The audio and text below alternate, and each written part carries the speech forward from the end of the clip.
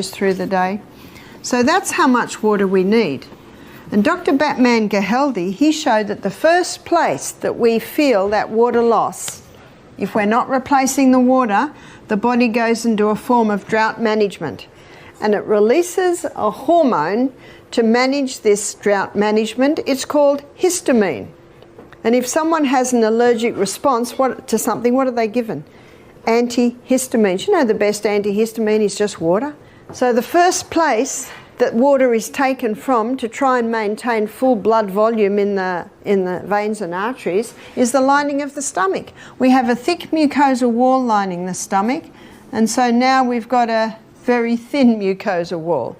Now in that mucosal wall there's sodium bicarbonate, and the sodium bicarbonate is in the mucosal wall to neutralize any stomach acid that might try and get through, and basically protect against stomach ulcers. So what is a stomach ulcer? It's basically a breakdown of when we smell food and we start to chew food, hydrochloric acid, here's hydrochloric acid is released. And hydrochloric acid connects with pepsinogen to release pepsin, which breaks down protein, but hydrochloric acid does something else. It's antifungal, antibacterial. And so it has the ability to wipe out these guys. And just as hydrochloric acid is considering going down and wiping these guys out, he has a big glass of water. And what does water do to hydrochloric acid? It just dilutes it. So Helicobacter pylori is chomping away at the dead tissue, and it goes, whew, that was close, chomp, chomp. When someone comes to me with Helicobacter pylori, one of the first things I do is increase their hydrochloric acid. Because if you increase the hydrochloric acid, remember what one of its roles is? Antibacterial, anti-yeast, antifungal. Now, I'm not criticising the doctors that discovered that Helicobacter pylori causes stomach ulcer. It is there. It does play a role. But why is it there? Can you see that? And unfortunately, on the board that awards Nobel Prizes, there are representatives from the pharmaceutical companies. So we won't go any further there, and I certainly am not saying people that get Nobel Prizes don't deserve it. Absolutely they do, because of their great work. But I'm just presenting you the facts. I'm just giving you the basic anatomy and physiology. Dr. Batman-Geheldy, we'll call him Dr. B, he found the first place that we lose water is the lining of the gastrointestinal tract. He also found that if you go down the gastrointestinal tract, you come to the pancreas.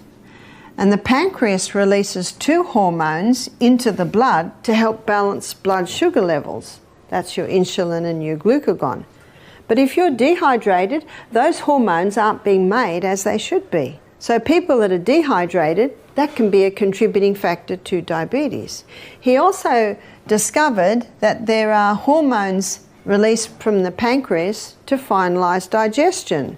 So there's pancreatic lipase to finalise starch digestion.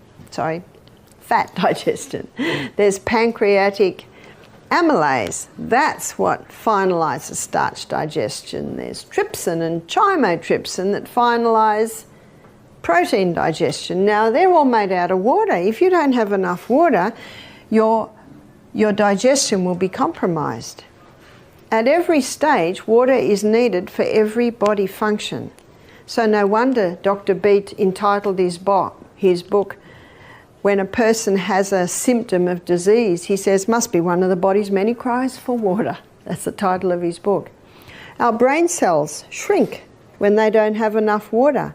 Headaches are common when we don't have enough water. Negative thought patterns can develop when our brain cells don't have enough water. I can get my hand to go in and out like that without pain, because around every joint there's fluid. And that fluid is synovial fluid, and it is 99% water. In a state of dehydration, the body can take some water from there to maintain full blood volume in the major arteries and veins. And so if I have pain in there, maybe it's called arthritis, but actually maybe it's just a state of dehydration. Our eyeball moves around in water. So we need water at every single step. Also our lungs. Now at the bottom of our lungs, I'll draw you a small picture of our lungs so that you'll understand this. So here's our lungs here. That's one lung. So your trachea splits and comes down, and then it splits again into little bronchioles. It's quite a process. And then at the end of every bronchiole, looks like a little bunch of grapes, but they're alveoli. So at the end of the bronchioles, you've got the alveoli, and this is where the gaseous exchange takes place. Over every alveoli, there's a little blood capillary network, and it is in that blood capillary network where the oxygen is picked up from the alveoli, and the blood drops the carbon dioxide and we breathe out. In every alveoli, there's a minuscule droplet of water. And because of the surface tension of water, when you breathe out, that little alveoli collapses, which allows all the carbon dioxide, the majority of it, to be breathed out. So that now when you breathe in, you can breathe in more oxygen. In a state of dehydration, that little droplet of water is not as it should be, which means that doesn't totally collapse when you breathe out, which means you can't get your full quota of oxygen. But what also happens, the body, to prevent the water loss, it can start constricting the little bronchioles so that we don't lose water. And so one of the signs of dehydration can be constricted breathing. The blood gets very thick in dehydration. Our blood needs to be nice and thin so the heart can pump it easily, so that the little filtering units in our kidneys can filter it with ease. So water is needed for every single body function. I'm going to